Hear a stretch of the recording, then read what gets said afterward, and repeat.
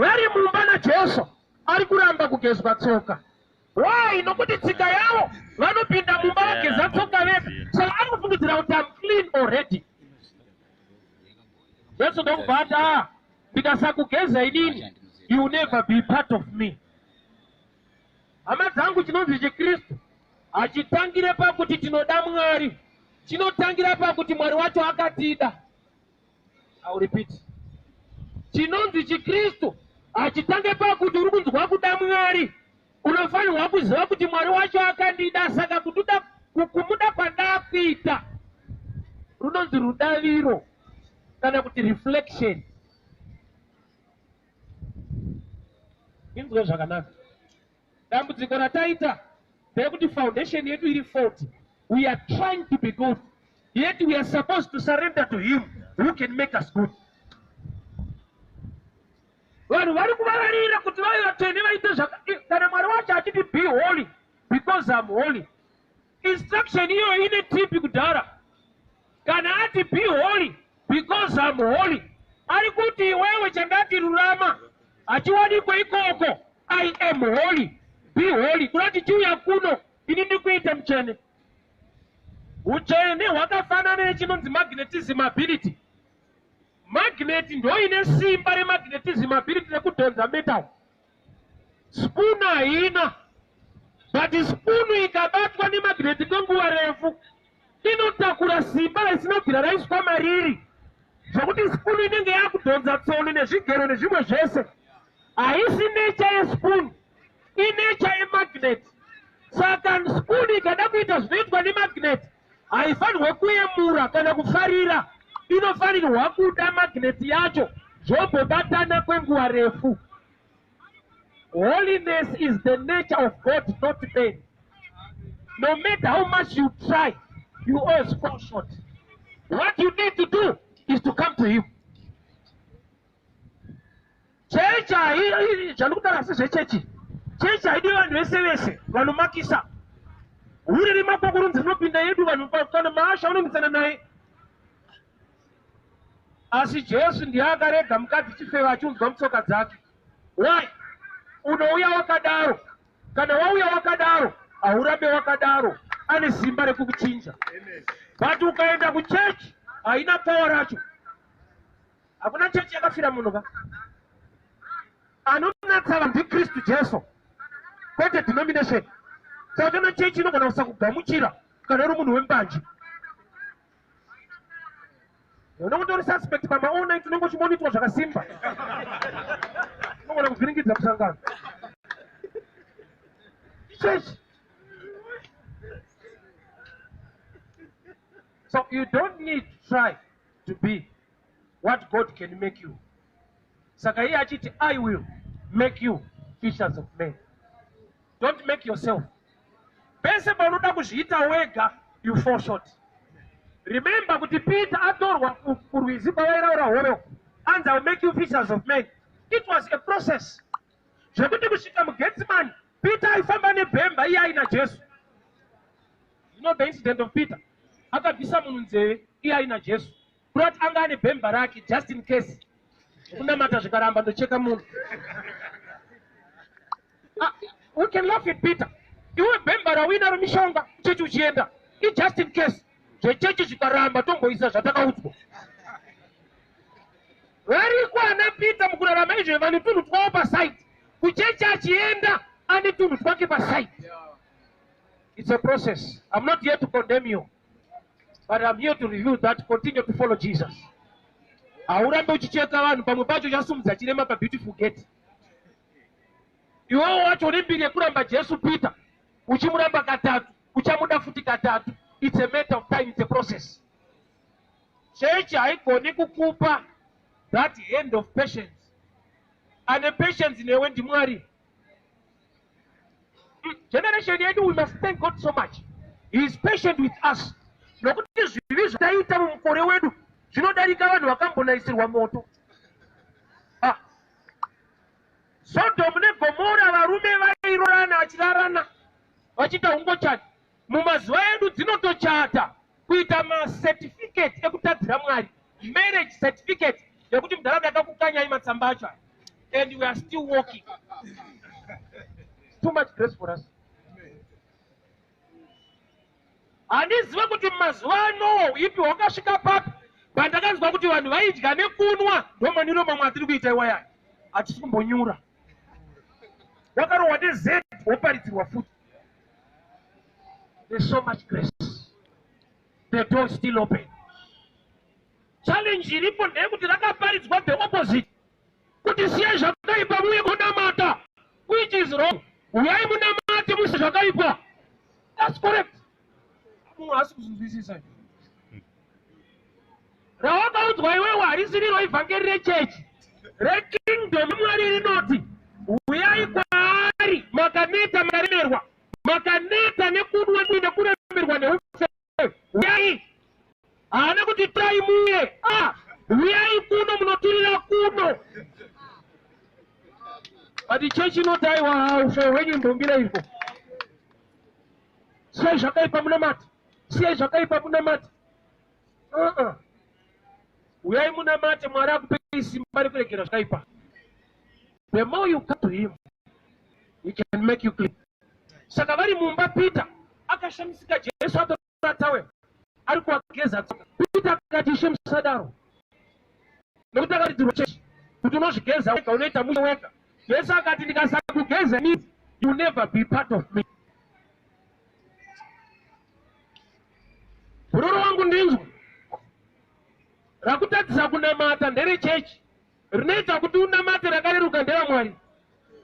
Iye anoti kuti kana mauya kwandiri makaneta makaremerwa ndichakupai zororo. Rest is a given thing from him.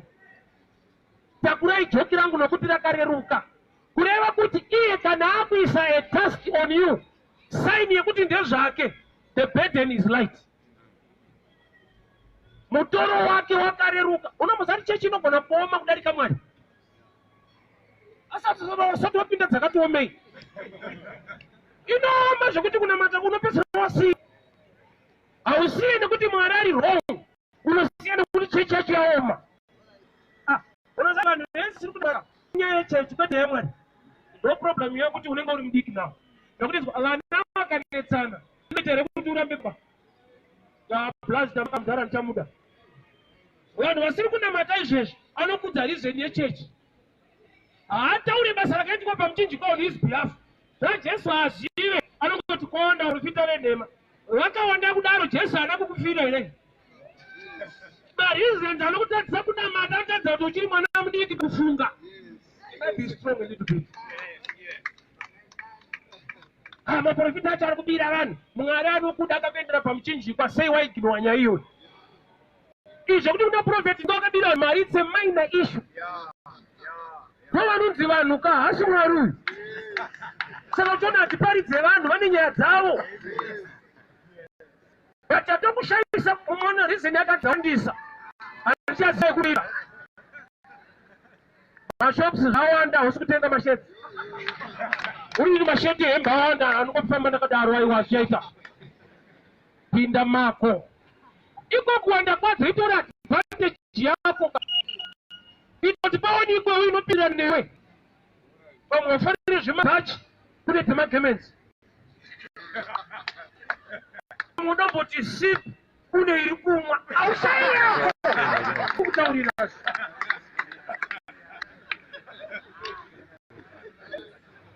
Pachiuno chiri kuneka dziri kune vazhinji sei usina yako iyi. Akudara pasati pako kuti sei usina yako. Nekuti kune inopinda newe iriko.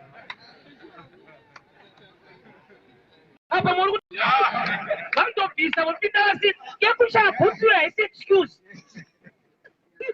Pamunoda smart stereki dziriko. Takura tumabhegi so dziriko. Hauna excuse. Iye kusada kunamata uri mauri mweya. Hear me very well. Vakazvigeza tsoka vachipinda mumba. Mumba Jesu akatora tebo akatanga kuwageza. Jesu ari kuedza kuvazivisa kuti vanhu mukazviita mega hamuqualify. But Mwari wacho zvaanokuitirai ndo zvinokupai qualification. Pane kunamata kwekuti zuva richitodai so. pasa nemvuri hada kuti Mwari abate shoti tiri serious. Unosuka pakudzwa titi kuti Mwari asadaro vanhu. Gamba vanhu ndori kudaro Mwari anomboudzwa izvozvo. Oza kunamata hatinamate sezvatinofunga.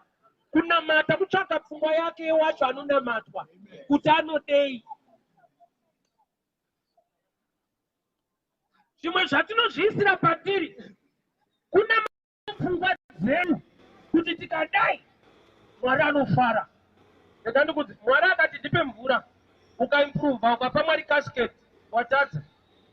Nokuti avari kudira mvura hausi kuziva vada kugeza maoko. So don't try to improve the word of God. Follow the word of God. Amen. Oh yes. Kune mase osati tine imwe pfungwa yatanayo kuti maybe vanhu ava vauye kuchechi saka rega kuti vatsvagire muimbi wekunyika wanofarira ndozvatofunga. Tasvika palevel yekuti anointing will never bring people to church unless somebody from the world come to church. Ndolevhetaizvo ndinozati kuti kuoneti kwedu kufaye vakuye baba Harare. Ndinozati zvaMwari hazvishande unless taona vanhu vokunyika vauya kuno. No time dzatava rega ndichisiye chopese mutezoita yedu tikamushedza azizobudira mosi. Tsoka dzevanhu vageza vega vachipinda mumba. John 13. Mumba Jesu ndokubva amonera tsawo muchiuno chake akakotema akatora mvura mubhaketi akatanga kuageza tsoka. Peter akati Ishe musadaro musageze tsoka dzangu.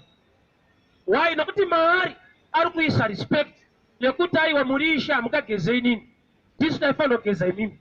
Yeti Jesu ari kutomuparidzira kuti munogona kutopinda muchechi muchifunga kuti muri right but munoitwa right naMwari hamuite right maker. Izvezvi kune munhu anofungidzira kuti ari right unless iye akuti uri right. Vanhu vari mumba umu havana tsvina inooneka physically but Mwari unonzvera mwoyo. So mumba hapana ane tsvina. Jesu ndopaatanga kuvageza tsoka. Handei kuna Genesis 3:15. Mwari vachipa mutongo mugadheni mhosva yaitika vanoti nyoka uchadya guruva. The seed of a woman, mbeu yemukadzi ichatsika musoro wenyoka, nyoka icharuma chitsitsino. So Jesu zvaari kuita pano, Jesus is the seed of a woman. Haana kuberekwa nemurume, akaberekwa nemukadzi. Shoko iro raitoprofita Kristu pari kuti the seed of a woman will crush the head of a serpent.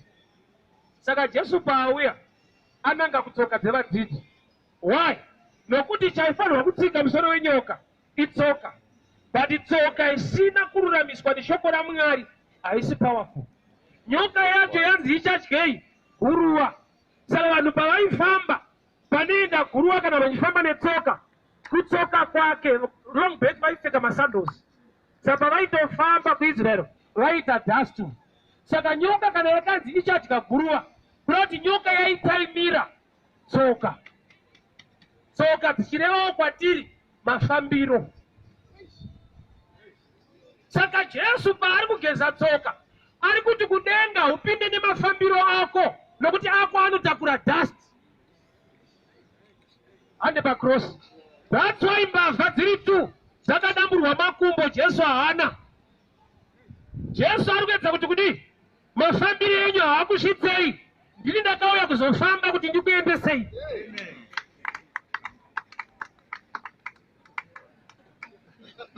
So problem yataita, we have a wrong gospel.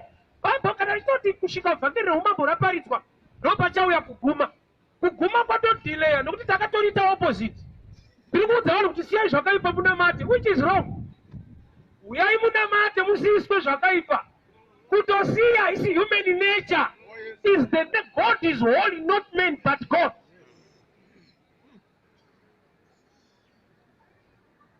So vanhu vari kutsvaya nepaunogona. Ndikadaiso ndikafadza Mwari. We all fall short of the glory of God. We need him. Saka munhu wese anofanira kungouya kwaari obatirira kwaari. Zvekuti wanonoka kuzodii vanhu vangataure zvavanotaura Peter akasvika muGethsemane aine bhemba, but he remained the apostle Peter. Problem ndeyekuti vanhu vakakutarisa unoziva kuti vanhu vanogona kuisana pasi peshamu, ivo vari pasi peshamu futi.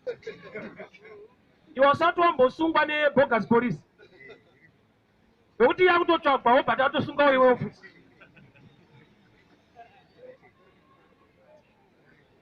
Vanhu vanogona kuisana pasi peshamu. Mark 16 verse 7. Jesu achitomuka kuguwawo akati kumukadzi, enda unotarira vadzidzi vangu tisangane Galirea uye naPeter. Peter haasi here part of the disciples. Ndiye Jesu haafanirwa kuti uye naPeter, aifanirwa kuti taurirawo vadzidzi vangu tisangane Galirea. Ukanzwa akuti uye naPeter, ari kuedza kuzivisa vanhu ava kuti pagurupu remadisciples votoziva kuti Peter makamubuditsa ane rekodhi yekuti ramba katatu, but ini wacho akarambwa ndobuda. Ndakambotiwana Mwari iri zvinopewa randi zvokuti Mwari vanhu vachisetana pachavo, Mwari voti uye newe. Vanhu votoshamba kuti zvinofamba sei iye asiri mugurupu. Zvakanakira Mwari haite zvemagurupu, anonzvera mwoyo. Tell my disciples so we can meet in Galilee. And Peter, Jesu ari kuti Peter, I know kuti makamisa pasi peshamu makatomudzinga chechi, but muprogramu achirimo. Sometimes the mind of God inogona kusapleasa the church, inongopleasa vanhu vaamachuwa in the church. Unoziva kuti mukadzi akasprayer Jesu perfume, Mark 14, akasprayer Jesu perfume, paakazviita vadzidzi vake vakazevezerana kuti pawestwa perfume. Iye Jesu achitozvida, pane vakanzwa kuti pari kutambiswa zvinhu. Jesu ndopa akataura statement yekuti varombo muchange muinawo nguva dzese. Hazvino kuti Mwari anofarira urombo, ari kutotipa picture kuti urombo hunokonzerwa nei. I will explain this one. Jesu paakati varombo muchange muinawo nguva dzese panyaya yeperfume, hazvino kuti Jesu anofarira varombo kuti anoda urombo kuti hurambe huine vanhu, anotodawo upenyu hwakanaka kuvanhu. But ndaataura shoko rinenge kumhura kuti varombo muchange muinawo nguva dzese. Jesu ari kuti mukadzi waya neperfume kwandiri aita chinhu chiri more valuable nokuti perfume pachayo aita akaisprayer iye ofamba muguta, vanhu vaimuziva, aizikanwa musociety neperfume inodhura. But paakasprayer Jesu ndokubva amaketa mukadzi kudarika zvaaitwa neperfume. Jesu ndokubva ati kwese kuchaparidzwa pasi rese mutaure nezvemukadzi uyu. But iyo perfume pachayo yakamumaketa kuJerusaremu. Jesu akamumaketa even ukadoma kuchaparidzwa vhangeri mukadzi ngaro. Kunoti mukadzi aita greater investment, aita business lepona, aita chinhu chine more profit than zvaaita mazuva ese. Business mind munhu anotsvaga profit. Saka muIndia akada kufamba neBenz, haatange nekutenga Benz, anounza mabhasikoro kubva kuIndia osupply kune kambani, opiwa cheki yake otenga Benz. Kurati pese panoona munhu achichovha kune ari kudhiraivhira nyaya iyoyo.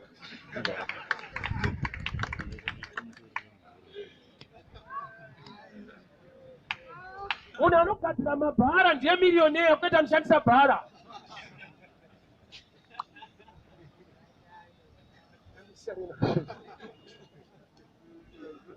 But unotipusha bhara so hapana mari. Akagadzira bhara kwete anopusha. So they were now in the house, and Peter is not happy.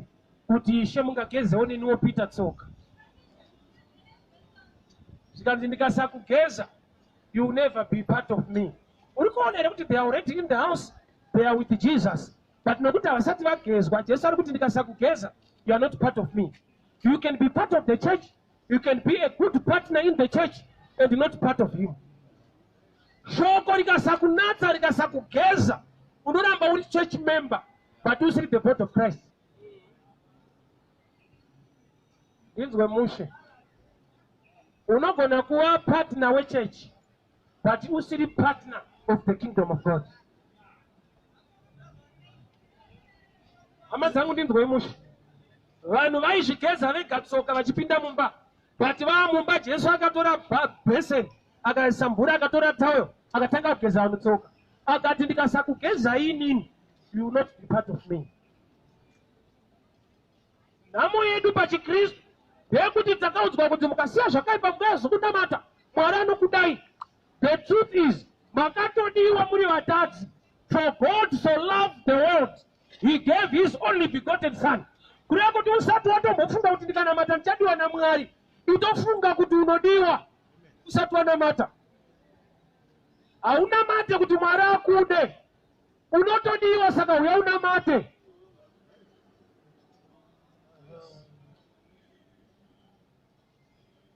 Pamwe ndikanamata so Mwari angandinzwewo angandide.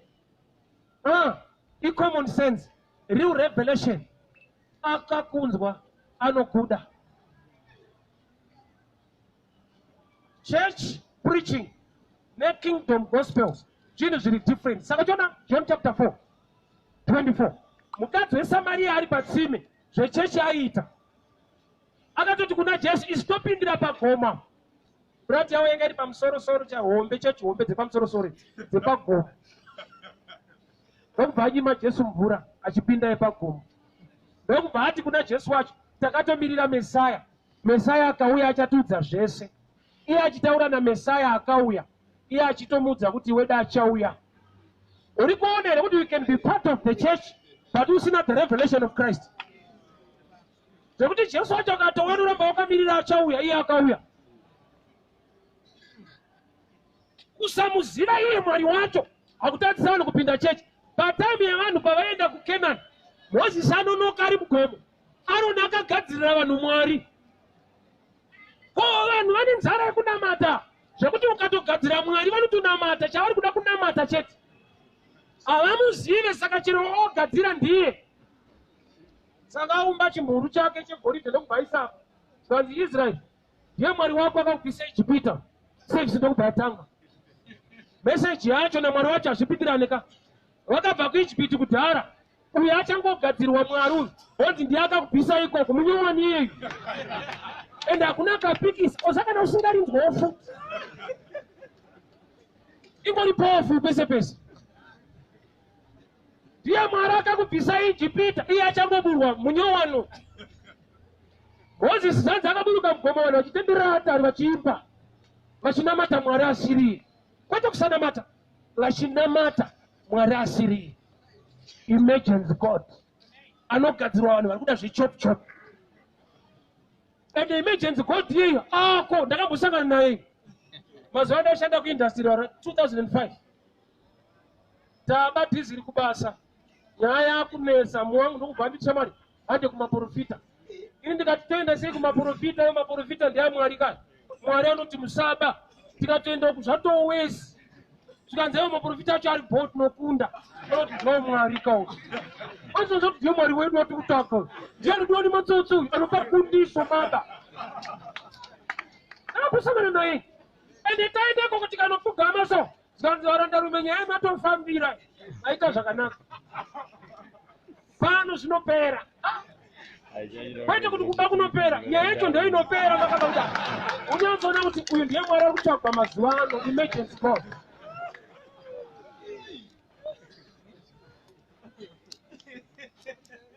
Tikapiwa kundiso yedu. No problem yarume vava havakupe Jesu vanokupa kundiso. Ende ukakunda hauchatsvaga Jesu ka.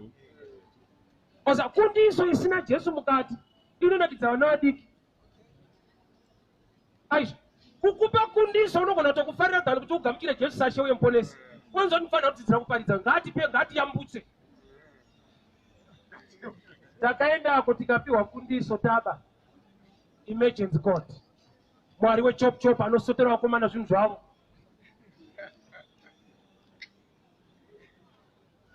Vanhu vari mumba soka vageza kare Jesu akavadzokorora.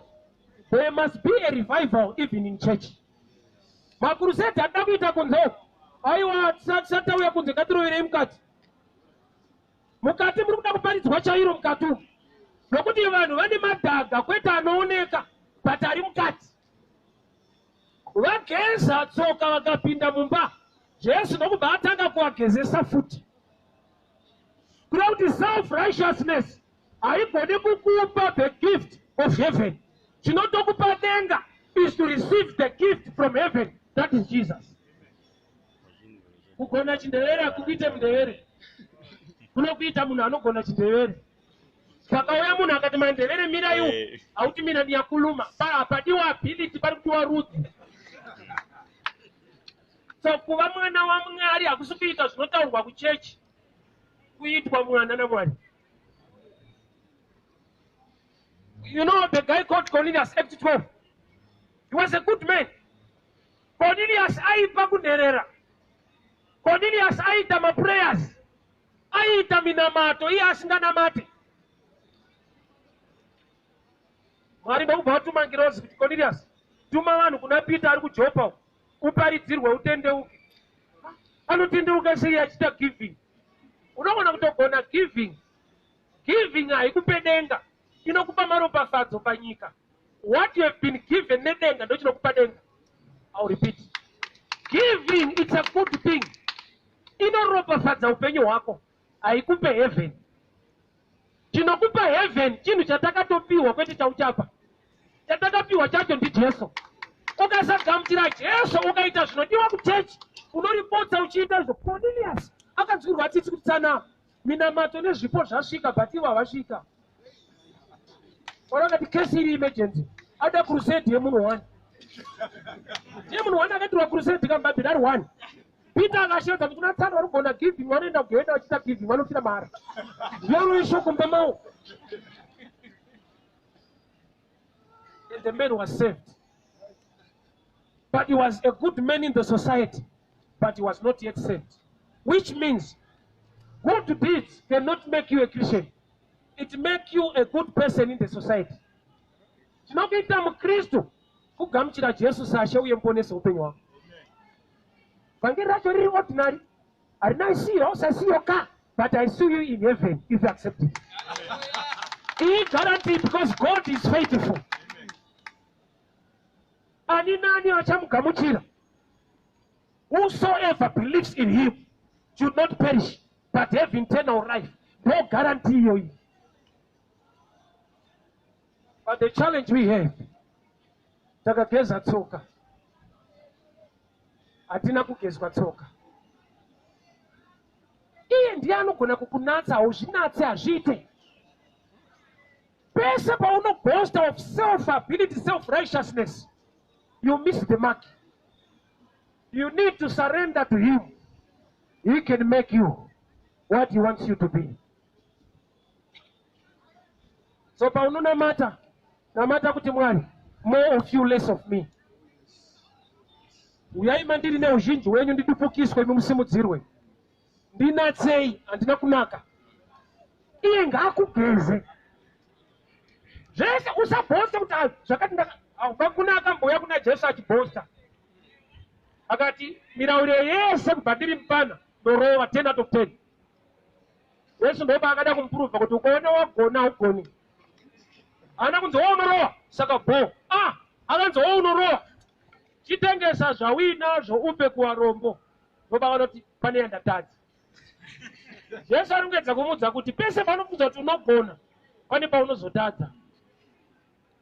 Bvunzo wake wanga uri wekuti ndingaite sei kuti ndipinde ushe hwekudenga, which is a wrong question. Hauna zvaunofanirwa kuita. Unofanirwa kuuya kuna Jesu akaita basa racho pamuchinjikwa, ukarigamuchira upinda. Mubvunzo wajaya mupfumi uri wrong. Ari kuti ndingaite sei kuti ndipinde ushe hwekudenga. Hauna zvaunoita. Iyo yekuti ndingaite sei kuti ndipinde, ari kuzvikombera naJesu kuti tese toita topinda tese. Iwe uchiita zvako ndichiita zvangu tosangana ikoko. Yeti Jesu paatouya achizoti vanhu havakwanise. I'm going to die on behalf of humankind. But anosangana nevanhu vanoti ndingaitewo sei. Kuposta. It's the same nekucommita suicide. Munhu wese anoita suicide. Pamberi pevanhu vanoti angaomerwa. Pamberi paMwari anenge aomesa. Kudada chaiko. Ipride. Kuzvikudza. Why? Nokuti Jesu akazotifira. Iwe wobva wafa wega nyaya yako. udza Mwari kuti ini naJesu same istofira nyaya dzedu hadzifirwe nemwe munhu yakuikawo mandofandeka. Saka wese anoita suicide pamberi paMwari highest level of pride, kudherera Mwari, kuzviuraya, kumuudza kuti handifirwe dzangu ndodzifira ndega. Semungahuite kana waimboifunga haibhadhare. I'm sure zvimwe zvese unogona kunyarwa but ukazviuraya panonetsa. Wose wanyatsomuudza kuti mudhara ina handifirwe ndofa ndega. Ndezvekuti munounza Jesu achifira vanhu kune type yacho kwete inini dzangu ndomira ndege. Kumhura the plan of salvation to kill yourself. Let me finish this statement. Dati zviri wrong kuparidzirwa kuti siyai zvakaipa muye kuzonamata. Zviri wrong. Chiri correct, uyai munamate Mwari ane simba rekuti musiye zvakaipa. Iye anotoziva kuti wega ukwanise, saka iye akauya. Ukatoona wasiya wouya matofanana ende unogona kubhosta. Ukaroora mukadzi, example haisi nyastereki ngodzwa. Ukaroora mukadzi ane vana vake vekudhara, zviri pachena kuti vana baba wavo nai haungati hameno hakuna hazvidi chiprofita, kuna baba wacho. Baba ava aite kumbopota vachizotaura nevana vavo zvakaipa, baba taure nevana vavo. Ndingangoparidza ndikakubvunza ndikakuomese. Vane right yekuti ndida kuona kuti vana vangu vadye Christmas vari kupekei, vazodii pamabhedhi vazodii, vane right. Iwo kana watora munhu ane vana vake, ziva kuti pane dzimwe nyaya dzinoitwa nababa vavo kwete ini. Saka idzodzo kana dzichikubhohwa, saka wakasiyana nazvo. Jesu ndo zvimwe chete. Ukauya une kugona kwako, kururama kwako, kunzwisisa kwako, anenge angori nejealous nekuti akakonzera kuti agone ndiani, nokuti ndini chete ndinonatsa vanhu. But ukaona vanhu vakuya vakanaka, kune umwe mudhara kunzo. Ukangogona chete wega, mistake. Why? Akauya kuzogonesa vanhu. That's why Moses pakandinokakama haana kunzi receive your healing. Mwari vakati go, kunge vasiri kutombonzwa zvari kutaura. Handigone kutaura, Mwari haana kuti pora, vakati enda. Why?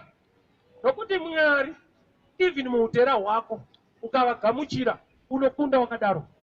Ende kana wakunda hauzobhosta kuti tinogona kutaura, unoziva kuti ndiye akandigonesa nokuti handigoni. So don't look down at yourself. Your challenge inogona kuita kuti Mwari vaite zvimwe zvinhu zvikuru. Iwe kuda kuti dai Mwari vapedza problem iyi, muproblem imomo ndo munotoonekwa umwari hwacho. Kenani neEgypt hazvishaye bhodha. Pakati peKenani neEgypt pane wilderness. Sei Mwari vakatendera kuti pave negwenga pakati apa? Mugwenga ndo maionekwa kugona kwaMwari. Nokuti vakapinda Kenani vanogona kuti takashakura tikaguta. But kana vari mugwenga unoti takaguta nokuti aiva nesu. There is a place yaunofanirwa kuona umwari. Mwari haakupei shortcut yekujenga wilderness. Nokuti kujenga wilderness kunjenga ability yake. Tachiona as a nation tine phase yatiri kutodarika so. And some are getting blessed. Dai zvinhu zvanaka. Zvisati zvanaka kuna Mwari akanaka. Zvisati zvaita po, Mwari wacho ari po. Mugwenga ndo maanotooneka umwari hwese. Kukenani munogona kubhosta nekuti makasvika zvakarimwa kudhara. Muwilderness muri dry baba mukadya nyama for 40 years. Haugone kuti takachengeta mombe tikazodii. Kune nyasha dzatake to we can raise our hands. Father, we thank you for your word. Thank you for speaking to us. Tisuke neshoko renyu tinatse. Nadzorera mbiri yose kwamuri. We surrender unto you. We pray on behalf of our nation. In Jesus' mighty name I pray. Amen. God bless you so much. Mwari wakuitire nyasha.